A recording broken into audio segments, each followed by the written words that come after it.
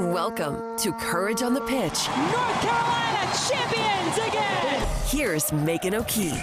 Well, hello. Welcome back to another episode of Courage on the Pitch, presented by Wake Orthopedics Urgent Care. That's a mouthful. Thanks for tuning in. I'm Megan O'Keefe, your host of the show. We've got an awesome guest today. Frankie Tagliaferri is another new face of the Courage. She's joining us on the show today. Coming to us from New Jersey. She played an incredible career at Penn State, as well as Rutgers for her fifth year, and has just signed on with the Courage in the offseason. So excited to have Frankie on the show. She's got some incredible youth national team experience, and so we chat all about that. But before we get into our conversation, let's do a quick little preview of last weekend's season opener game against Angel City in California. And I was so fortunate to be there, and what an incredible atmosphere. Yes, the result didn't go our way. We ended up losing the match 2-1, but I had a chance to speak with some of our players, and of course they were upset about the result, but just being there in that environment, a sold out crowd, 22,000 people, so many celebrities in attendance who are investors of that team. And so our players did say, again, upset about the result, but what a win for women's soccer. It was just amazing. The support, the energy, the passion for the game. So a really cool night. We didn't get the win, but the team is looking ahead to our next matches. So we will do a preview to whatever's coming up at the end of this episode. So without further ado, let's get into our conversation with Frankie right after this break. Courage on the Pitch. Off the field. Okay, we got Frankie on the show. Super excited to have Frankie on Courage on the Pitch as we are admiring her floating shelves, because I have been dying to have floating shelves, but I am too scared to mess it up. So you hung those up yourself? I did, and it took me like 2 hours, and I was calling my dad, asking like all these questions, and he was like, what do you say? What's the thing that you use like to balance, to like Level, yeah. Yeah, Like, to level it. He was like, "Do you have a leveler?" And I was like, "No." And I was using like a cardboard box to like make sure it was straight. And this one's a little lower than that one, I think. But there's multiple up there, so I think it just when it's all together, they look fine. Coming to the Courage in the off season as a rookie, and I was looking at your background. Obviously, you decided to not enter the draft, and you stayed on the discovery list. So we'll dive into your college career because it's incredible. We need like hours to talk about it. But I'm curious about that decision to not enter the draft, despite, what an incredible college career you had. So what does that process look like to be on this discovery list? Honestly, I don't know a ton about it. So what did that look like, and what was that decision like for you? It's all pretty confusing, but basically last year, everything with COVID, it made everything. Obviously, they had to make rules like as the time went, because we've never experienced something like this. So at first we thought we could enter the draft as fifth years. And then we were told, I think in around September or October in the fall, that we couldn't enter the draft and that we became discovery players. So then within that time frame, my name was picked up on the discovery list. And then they came back and said, you guys can enter the draft if you want to. So then I was like, oh, okay.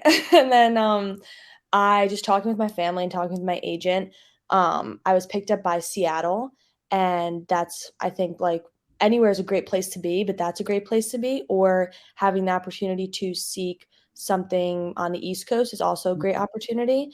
And I just felt like I could control my own destiny a little more if I didn't enter the draft. So that's kind of what was my deciding factor in not entering the draft, if that makes sense. Yeah. So the discovery list, this is like a new thing? Or has No, this I don't think so. I think if you don't get drafted, then you're put on the discovery list. I actually don't really know. All the rules are really confusing. You're like, just put me on a team. I just want to play. I was like, I just want to play soccer. Yeah. Wow. So that's really interesting. And so obviously for you, it was important to stay on the East Coast for family reasons, right? You're super close with your family. Yeah, I want to play anywhere. Like playing the NWSL is obviously such a honor and a privilege, but I said to myself, if I could have the opportunity to maybe stay closer to home, I would love to. And then we had some conversations with NC Courage, and that's how it worked out, which I'm super happy about. And obviously this is an amazing club, and I'm so happy to be close to home. So everything kind of just worked out that way, because if I do have an opportunity to go home, I can, or if my family can come down here. But I have a younger brother, and he's like in the middle of his middle school, like starting his career for football. So they're always busy with him. But it's nice when I go home because I always have stuff to do. Like I always go to his football games, his basketball games. So it's been really cool to watch him grow up and chase his dream just like I did. Oh, I love that. All Thanks. right, so you joined the Courage. You've had preseason for a long time now. What has this experience been like for you in terms of like what you expected it to be like to be a pro versus like Instagram versus reality? Like what give us like a little peek into what it's been like to be a pro for the past, 3 or 4 months. I think for me, I expected the level to be as high as it is. I knew coming in that the NC Courage especially has an amazing training environment, and I knew that every day I was mentally and physically going to be challenged here, especially with all of the talent that we have, with all of the older girls too, and all the talent coming in. So I expected all of that, which was really nice, but I think it's cool like to have all these older girls to learn from. I mean, especially like, for instance, like Deb Davinia, like I think everyone growing up has always looked up to her, like watching her play for Brazil, watching her play in the NWSL. Like, so it's awesome to learn from players like her. And I think just differences between like college and pro is we've always been adults, but now like this is our job, like this is our Yeah. career, and we're treated more like adults, obviously. So I think that was like the biggest change for me is having more um, like opportunity to make our own decisions with our off time and stuff, which is really nice. Yeah. Yeah. I'm sure it's like a crazy transition, but it's cool to, like you said, get to play with these players that you've looked up to for so many years. And now you're like, they're on my team. Like we're wearing Yeah. that's pretty cool.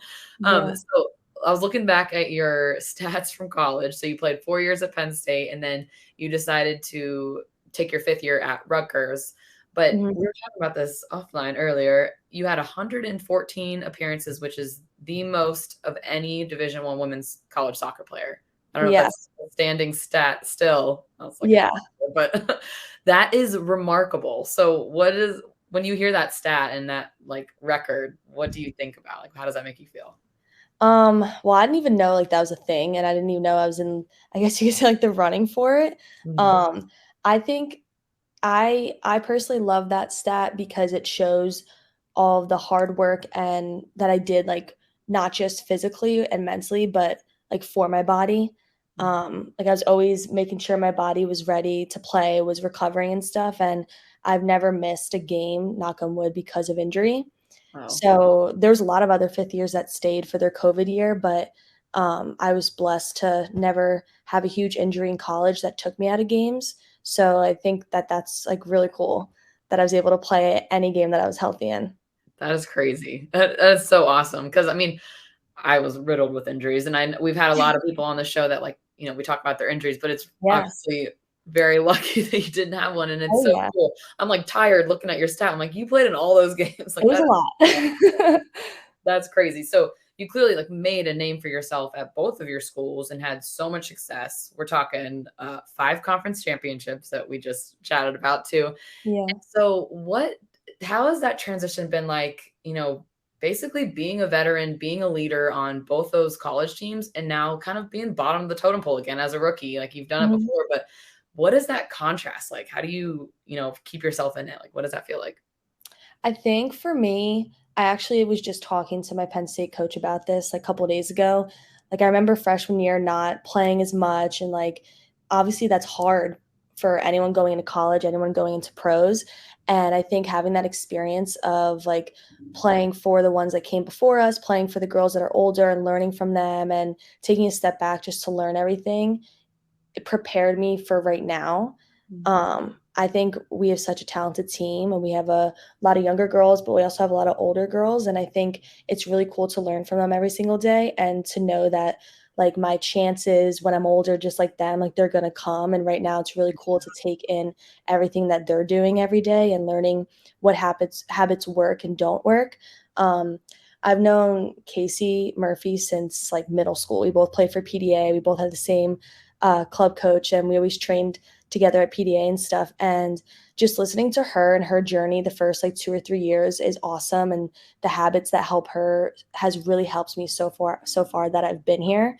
Mhm. Um, so I think it's like easy to get roped in that you're a rookie, like you just need to like wait your turn and stuff like that. But if you really take it in and you do every little thing that can help you to get to where all these veterans are as quick as you can and listen to them, like that's kind of just the mindset that I've been trying to take on my rookie year. That's impressive. I'm sure it takes a lot of patience to Yeah. do that, especially coming from someone who played basically every game of your college. Yeah. That's tough. So you mentioned that you trained with Casey growing up. When did Mhm. you guys first meet? I went to PDA, I think around like 6th or 7th grade, and we both had the same club coach. She played, I think it was 3 years older than me or 4, I forget. And I would go to a bunch of like different national team camps, youth camps, so I'd always train with her team to prepare myself. And then obviously Rutgers is right there, so Rutgers would always have all these extra training sessions and shooting sessions. So she would always be there, I'd always be there. So I've known her for a while, and like we were always training at PDA, like I was always with her team and stuff. So it was nice knowing that I had her coming in here. And when we're at home, like we both lived at the same place, so it was nice like coming in here to ask her like a couple questions and like to see her habits and details and stuff, because obviously she's super successful, but also like she does so much off the field. It's amazing to see that. Wow.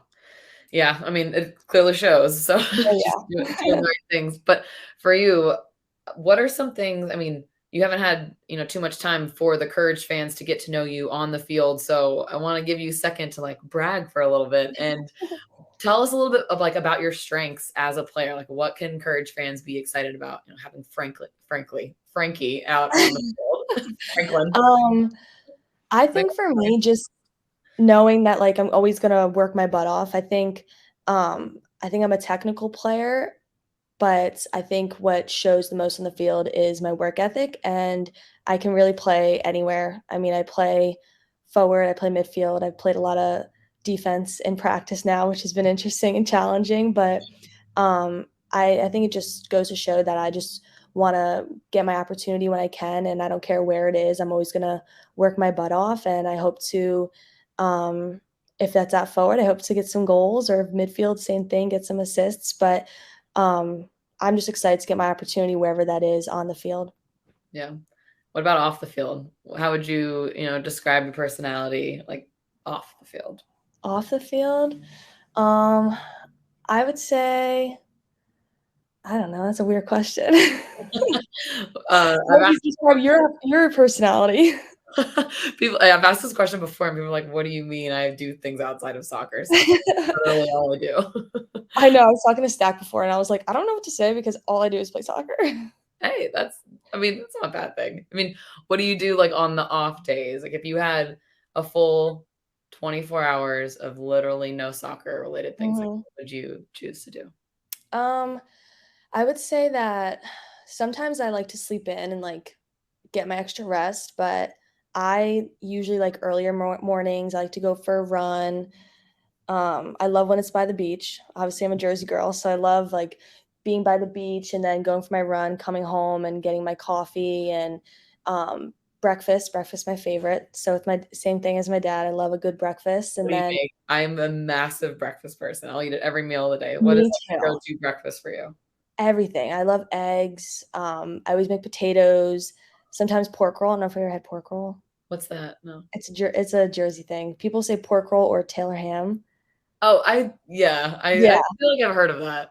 How it's would you like describe it? Like, what is it? it looks like ham, like a circle, like ham, like Yeah. breakfast ham, but it's just called pork roll. It doesn't taste like ham, but it's pork. Okay. So it's like saltier. It's almost like bacon and Okay. pork together. Sounds great. I mean, I Oh, don't it's care so what good. shape it's in. It sounds phenomenal. So good. Then I would say during the day, I like to spend time with my family a lot. I'm always outside when I can, like playing basketball with my brother or like just like playing different sports with him, with my family. My family's always been super active. Yeah. Um, I like to cook. My roommate and I always tell her that I can't believe she eats sauce out of a can. Because I always make my own like tomato sauce. I'm You make your own tomato like, sauce? that's disgusting. But yeah, we're always talking about how like I like to cook and stuff like that. And I try to learn some stuff my mom's done or like my grandma. because I always want those recipes and stuff. Mm, But I like to read when I'm on the beach. I nice. love being at the beach.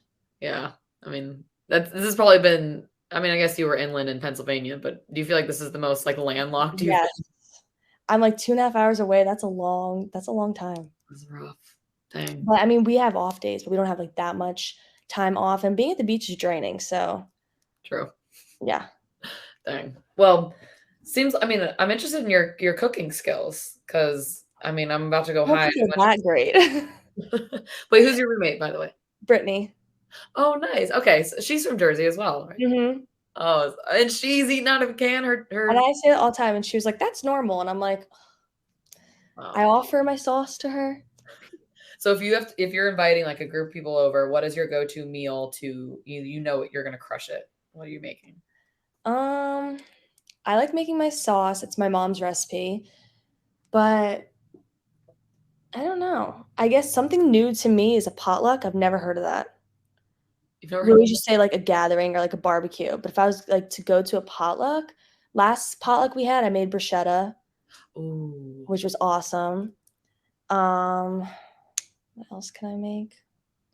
I make stir fry. I make a good stir fry. Oh, that sounds amazing. Yeah, I'm trying to think of other things that I Like we're cook. gonna get hungry just talking about. I know. Okay, I did have a couple more soccer related questions. We can All right. dive back into those. So you have a ton of experience on the youth national team side. So I think you Mhm. started with the U13 level, if I'm correct, and then Yeah, all the way U13 or through, U14 or something. and then like all the way through to U19. So looking at all, the tournaments you played in, what's the coolest country that you got to go to through all of that experience? Um, there's a lot. I think the coolest one was probably Italy. Mm, I think because like Italy is just cool in general. yeah. I think if I had to split it up between like a place like Italy or more of an island place, I thought Cyprus was really cool. Oh, really? Yeah, it was really cool. And actually, Grenada, I would pick Grenada over Cyprus.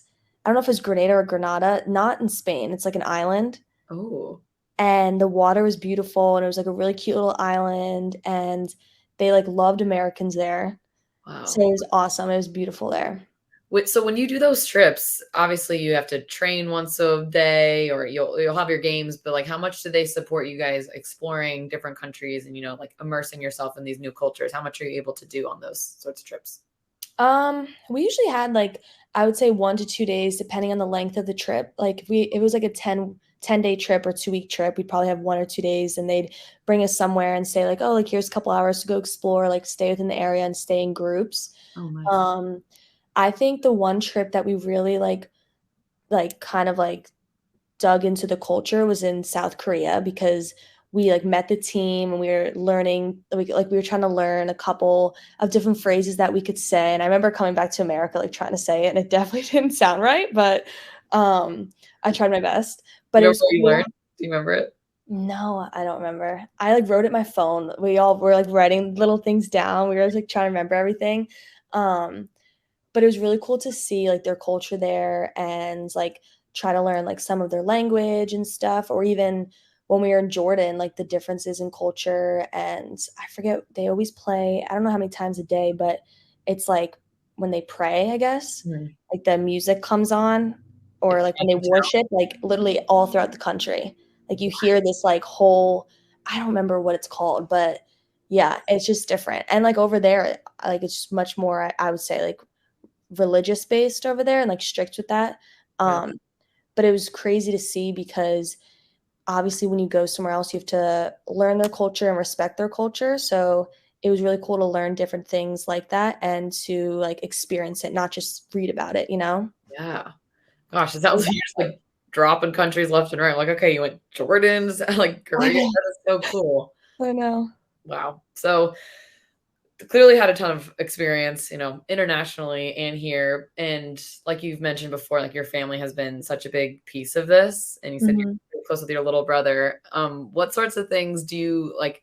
I don't know if you guys have conversations about him pursuing his dreams or like how do you sort of like act like that role model to him, even though he's younger? Like, do you feel like he looks up to you in that way?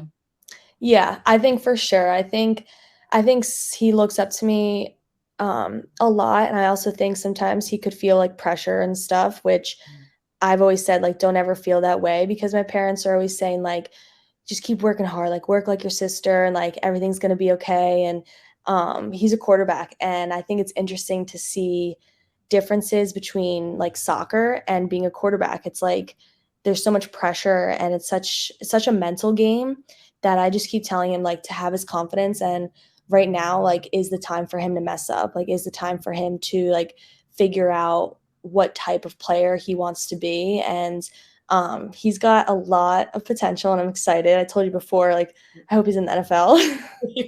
And I always tell him, like, "Come on, like, keep going," and, um Do what you love, but also, like, keep going. yeah, I'm like, "Keep going for the family."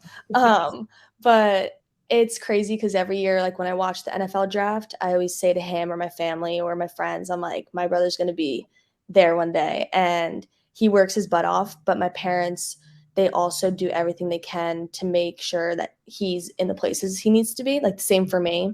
So, I'm really excited for him, I'm excited to follow him. He's in 6th grade, and he's Wow, playing up, and he's doing awesome, so that's crazy. Were your parents athletes? my dad played football in high school, and my mom played basketball at Monmouth University. It's in, New Jersey, and my aunt played basketball at Raritan.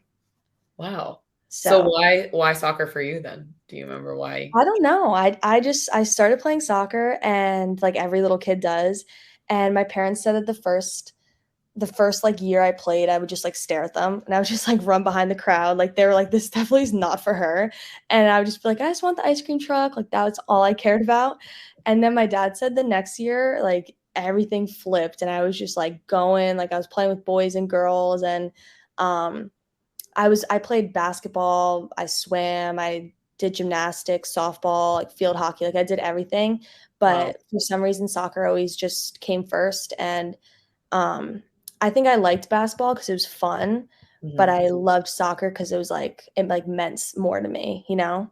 Mm. Oh, So, yeah, I just fell in love with it when I was a little girl. yeah. Oh, that's awesome. I mean, when I think about it, I'm like, "Oh, my dad played in college," and I was like, the kid, like, he lives vicariously through me because he played soccer, but it's cool to hear, a kid coming from a family, obviously very athletic, but you Mhm. are the soccer person in the family. Yeah, That's and cool. it's crazy because soccer wasn't like, my mom's like, "Soccer?" Like, because when they grew up, there was, like, no one played soccer. Really. And she was like, "Why that?" I was like, "I don't know." So, I asked about a fun fact earlier today. I don't know if you got confirmation about Yes, I did. so, we talk about, like, you growing up playing all these sports, but I don't know if that was always the future that some doctors predicted. Am I prefacing this correctly? Yeah, so I asked my mom more details about it, but when I was born, I guess my hips were faced inward, so it looked like I was pigeon-toed, like, my feet were really inward, like, literally as soon as I was born, so they had to for I don't know how many months they did this for, but they put casts on my legs up to my waist, and every 2 weeks, they'd, like, adjust the cast and the angle so my feet would grow normal, like, or my hips would, like, Yeah. grow into being straight, and my mom said, like, she remembers talking to the doctors would say, like, "Yeah, we know you're an athletic family, but I'm just letting you know she's probably not gonna be athletic, she's probably not gonna be very fast." So it's, like, cool my parents told me that as I grew up, and I was like, "That's crazy because I played every sport, and I don't think I'm slow," but but it's, like, my parents still have the cast, they're super small because like, my leg obviously, my Oh. leg super tiny, but yeah, crazy story. So my parents didn't expect that much. Like, the bar was set very low. Like, "We got good genes, but this girl, we don't know what's wrong with her with her hips." Dang, that's wild. I mean, do you Yeah. have any sort of, like, lingering effects? Like, did you pretty much, like, have the right growth spurt throughout Yeah. puberty and everything? I was fine. I mean, my dad's, like, 5'10" and my mom's 5'9", so I'm definitely shorter in the family because 'cause I'm, like, 5'5" and a half. Mhm. Um, and my aunt's 6 foot, so I'm definitely not as tall as I probably should be, but hopefully I gave it to my brother as a Yeah, quarterback, like, hopefully he'll get the height. he needs it. Wow, that's crazy. I mean, what an overcoming story, even though I you're know. don't remember it, but yeah, you defied all odds. It is a good story. It is. All right. Well, I before we get to our little rapid fire at the end, I think I saw that I wanted to ask about like long-term goals for you. I know hopefully you play for many, many years, but you studied kinesiology. Is I that did. something you're still interested in potentially pursuing, not because of your legs the way you're born, but um, yeah, I've always loved medicine. My mom was a bio major, so she always has too. Um, and I would love to pursue that in like some way. If I don't have like a super long career, I'd love to go to PA school, and if I do, I would love to do something within kinesiology. yeah. So I'm hoping to hopefully pursue that. My mom actually, this is another fun fact. She's been to a really good psychic before, and the psychic told her you're going to have a professional athlete and someone in medicine. So she's like, I don't know if that's both of that is you, or if one day you're going to go into medicine and my brother is going to be an athlete. But I was like, that's What? crazy. Yeah. And I was like young when they told her that. That's wild. Yeah. Both of you, or maybe, I mean, one of you is already a professional athlete, so you tick that Yeah. off the box. Have you ever been to a psychic? No, but I kind of want to. I think it'd be interesting. I talked with, I'm not going to call anyone out, but a couple players on the team I heard recently went to a psychic, and they were like, one of them, I'm not going to name names, but she was like, I didn't like what she told me, so I went to a different one. She just I think I would have to tell them, like, don't tell me anything bad, like, only things that you'd want to hear. yeah, right. I'm Because, like, like, it can be scary. I wouldn't even want to know anything. Yeah. Like too much. Scary. Yeah, it is interesting for sure. Well, hopefully what your mom heard was correct and accurate. I That's know. scary. All right, let's wrap it up with some rapid fire questions. I have a few for you. All right, we're just going to start out with bringing you back to New Jersey. Where is the best spot if you want to go grab the best food, whatever just came to mind back in your hometown? Where is it? Oh gosh, best food. Oh, Keyport Fishery. It's called Wilson's. Ooh. It's in my old hometown, like 20 minutes away from where I live right now, and it has the best seafood, but it's like fried. And so I usually get the fried scallops and the fried shrimp, and it comes with like crinkle cut fries and stuff. It's amazing, and I don't really like fried food because like I don't really care for it. Yeah. But the breading's like so thin, it's not oily at all. It is amazing. I crave it all the time. That sounds so good. Best advice that you've ever received? For me, I think it would just be to have fun. Like, I think my parents have always told me ever since I was little, I was like always smiling on the field. And my coaches told me that like at PDA and stuff. So I think that's always been the best advice for me because like when you're not having fun, like that's when you should start thinking like, what am I doing wrong? Am I in the right place? Am I in the right atmosphere? And I think having fun is what keeps you going. And my Rutgers coach, who was my PDA coach also, he's always told me to just be myself. So I think that's the two best advice quotes I've ever gotten. So simple, but it's so true. I feel like Yeah. it's like such a good reminder. Like if you're not having fun, like we're here to have fun, especially like playing a sport. But And especially for so long. yeah, whatever you're doing, try to have fun with that. I love that. Mhm. What a great way to end. We'll wrap it on that. Thanks, Frankie, for joining us on the Thank show. you. Coming up on Courage on the Pitch.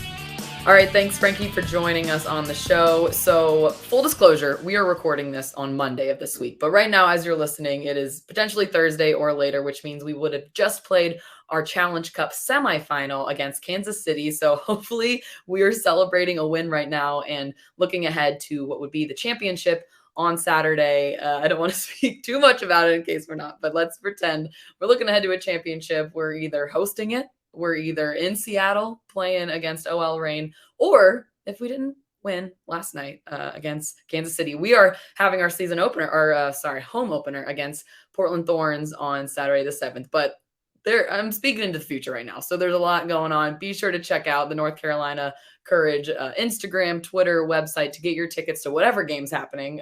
Tune in or check out the website there to not listen to past Megan talking. So again, appreciate you guys listening to the show. You can listen wherever you get your podcast. Be sure to like, subscribe it. And if you want to watch us on 99.9 The Fans YouTube channel or on WRAL Sports Plus on Thursdays at 9 p.m. So thanks again. Hope you have a great weekend. Hopefully we're celebrating a big Courage win, whatever game is happening. Thanks, guys. Have a great one. Courage on the Pitch with Megan O'Keefe is part of the Capital Broadcasting Podcast Network, with new shows available every Thursday on WRALSportsFan.com or wherever you get your podcasts.